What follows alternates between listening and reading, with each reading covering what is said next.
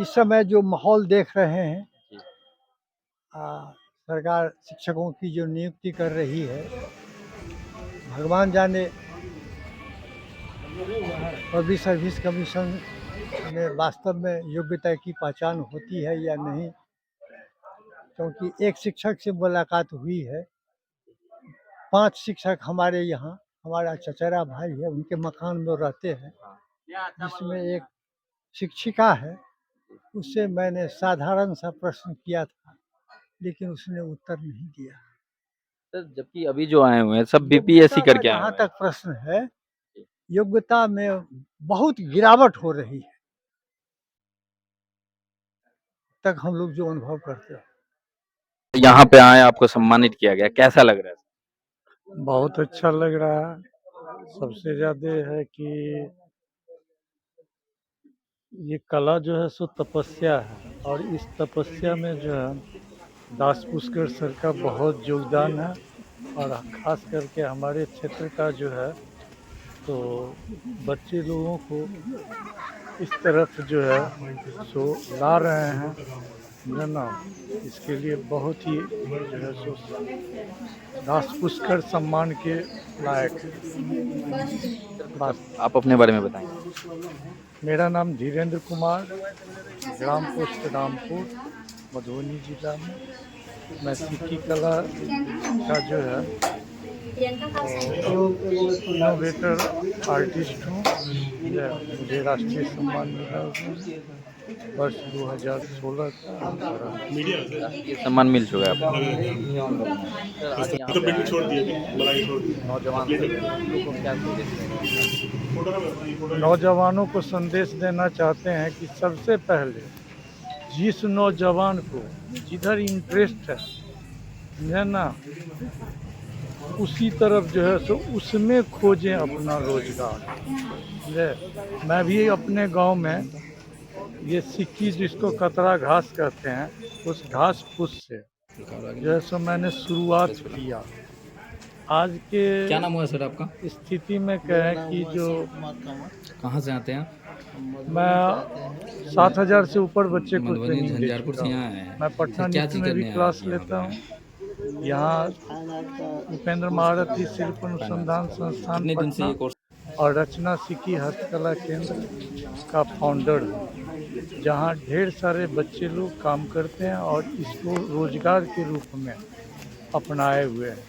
इसलिए सबसे पहले यूथ को हम कहेंगे कि जो आप जॉब के लिए मत पढ़िए, आप जॉब क्रिएट करने के लिए पढ़िए, फिर देखिए कितना मज़ा आता है। यही बात हम कहेंगे। यहाँ पर जो आज आपको सम्मानित किया गया है उसके सम्मान में 2 शब्द कहिए। जिस स्थान पर हम हैं, जी उनके जो प्रधान संचालक हैं, जी वे हमारे शिष्य हैं, और शिष्य के प्रति जो स्नेह गुरु का होता है, वो अदा करने के लिए मुझे कल आमंत्रित किया गया था। वहाँ से यहाँ ले आए हैं, इसलिए इस स्थान पर आए। कुछ अपने बारे में बताएंगे आप? मैं अपने बारे में व्यक्तिगत क्या बताऊं, कहाँ से हैं? बहुत लंबी कहानी है। कुछ बता दीजिए छोटा सा। जिस हाई स्कूल से ये लोग पास करके आए, जी हमारे शिष्य, उसके बनाने में हम लोगों का बहुत बड़ा त्याग है। 15 वर्ष तक हम लोग अवैतनिक रहे।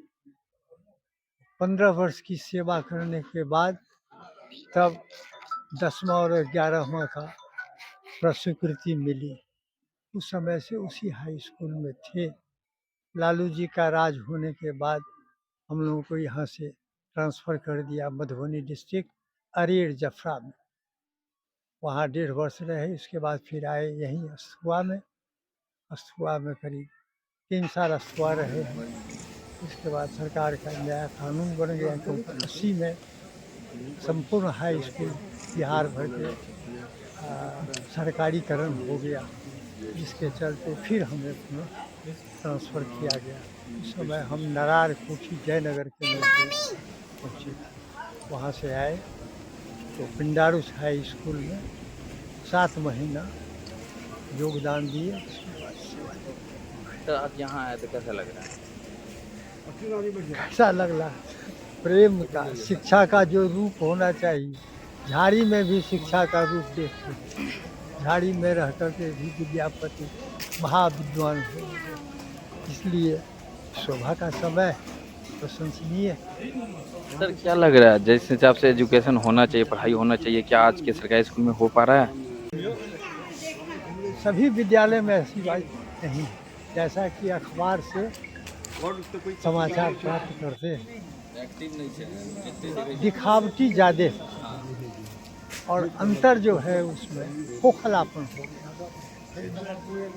यही अंतर है निजीकरण में और सरकारीकरण।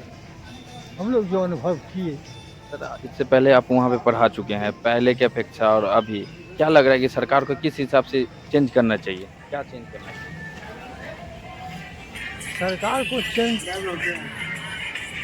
सबसे बड़ा कारण है शिक्षक में विद्यालय की संतुष्टि वाला कार्य पूर्ण नहीं होता है, अधूरा रहता है।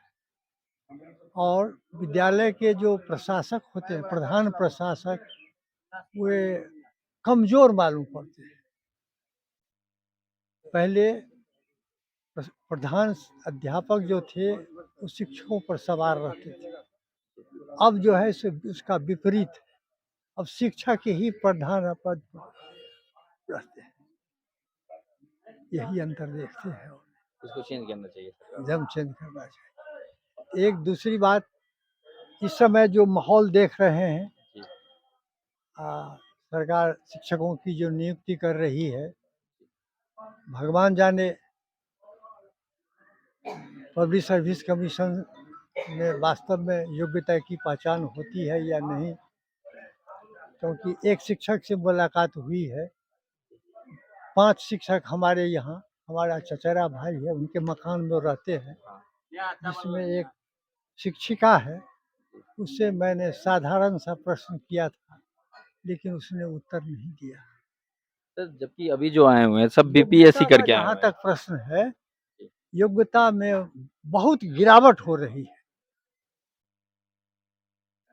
तक हम लोग जो अनुभव करते हैं। उसको अब चेंज पता करना नहीं, चाहिए सरकार को। सरकार को चेंज करना चाहिए। चलिए सर, बात करने के लिए बहुत बहुत धन्यवाद। नहीं, एक्चुअल में आज एग्ज़ाम था, प्रैक्टिकल एग्ज़ाम प्राचीन कला केंद्र चंडीगढ़ का, पेंटिंग, म्यूज़िक, डांस का। तो इसमें एग्ज़ाम में था, तो उसी दरमियान अपने कुछ गुरुजन को भी हम सम्मानित किए, कुछ पत्रकार लोगों को भी सम्मानित किए। तो बहुत इच्छा था कि चूँकि हमारे पढ़ाई के समय के एक ही गुरुजी अभी बचे हुए हैं, उपेंद्र झा जी, जो केलगाँव के रहने वाले हैं और अस्थवा हाई स्कूल के हेडमास्टर भी रहे हैं।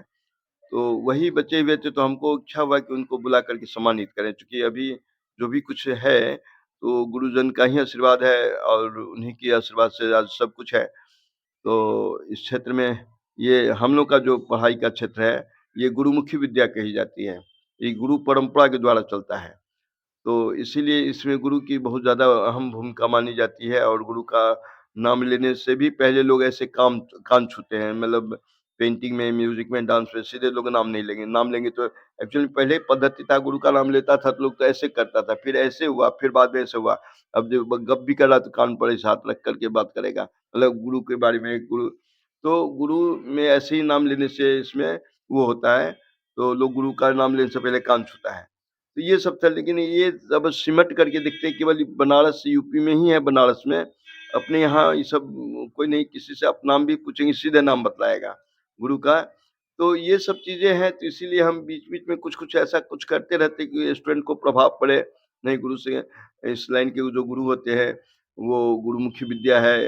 अब हम ये तो नहीं कहने जाएँगे किसी स्टूडेंट को कि बेटा आप पैर छुओ, उसकी अपनी संस्कार होना चाहिए। और पढ़ाई में तो प्रणाम सर चलता है, लेकिन इस समय प्रणाम सर नहीं चलता है, वो लोग पैर ही छुएँगे। लेकिन अब यहाँ उतना वो कल्चर है नहीं, तो अब हम अगर कहेंगे तो अच्छा भी नहीं लगेगा। तो उसको अब ये सब इस तरह की एक्टिविटीज़ होते रहता है, सबको लगेगा कि नहीं, हम लोग को भी ऐसा करना चाहिए। सर लोग अपने गुरु को पैर छूते हैं, तो हमको भी छूना चाहिए। तो ये एक संस्कार हुआ, ये पढ़ाई भी आर्ट एंड कल्चर, मतलब कल्चर मतलब संस्कार का है। हिंदी में इसको कला संस्कृति कहते हैं। तो ये पेंटिंग, गायन, वादन, नृत्य, इसमें तमाम लोग थे, तमाम अधिकारी लोग भी थी। एक रूमा जी थी जो ब्लॉक में अधिकारी हैं, तो वो भी एग्ज़ाम दे रही थी। तमाम और बहुत बड़े-बड़े अधिकारी सब मेरे यहाँ से डिग्री कर चुके हैं और तमाम सब कर रहे क्या हैं। एग्जाम था? वही पेंटिंग, गायन, वादन, नृत्य तीनों चीज़ प्रैक्टिकल था। का? हाँ, प्रैक्टिकल का था। ये कौन-कौन सा महीने में चलता है? कितना से कितना नहीं, क्या ये है? थ्योरी पेपर जनवरी में होता है और प्रैक्टिकल मई में होता है। मई में समर वैकेशन के छुट्टी में होता है। ये सब पढ़ाई जब भी छुट्टी में ही होता है, मतलब एग्ज़ाम वगैरह, और छुट्टी में भी रविवार होना चाहिए। जैसे समर वैकेशन है, तो उसमें छुट्टी का दिन है, उसमें भी रविवार। तो चूँकि ये पढ़ाई जैसे इक्विवेलेंट डिग्री है, तो पढ़ाई के साथ-साथ मतलब ये सब होता है। इसमें जनरल पढ़ाई कभी कोई चीज़ टच ना करे, इसीलिए तो यहाँ मतलब कोई बच्चे को ये सीखना होगा तो कैसे आएँगे आपके पास? मेरे यहाँ एडमिशन लेंगे हम। मेरे यहाँ एडमिशन फीस लगता है और एग्जामिनेशन फीस है, बस उनके 2 ही एग्जाम फीस देंगे लगता बस। है। मंथली फीस हम नहीं लेते हैं, देखिए और जगह मंथली फीस है, तो मंथली फीस निःशुल्क किए हुए हैं। चूँकि गाँव में है, गाँव में अभी इसका रुझान नहीं है, लोगों में के अंदर रुझान हो, ये इसके प्रति उसको उत्साह बढ़े कि नहीं हमें सर करना जैसे चाहिए। आज जो बच्चे लोग बनाए उन लोग को पेंटिंग दिखाइएगा ज़रा। देखिए ना, अभी एक हमारे यहाँ के बच्चे बनाए हैं ये पेंटिंग, गणेश जी का ये जी, गणेश पेंटिंग जी है। का पेंटिंग। जी, जी, और भी तमाम पेंटिंग सब हैं। ये सब मिथिला पेंटिंग बनाई है लड़की सब, बड़ा बढ़िया बनाई है। तो चलिए सर आप अपना कॉन्टैक्ट नंबर बता दीजिएगा। मेरा नंबर है 7484847832।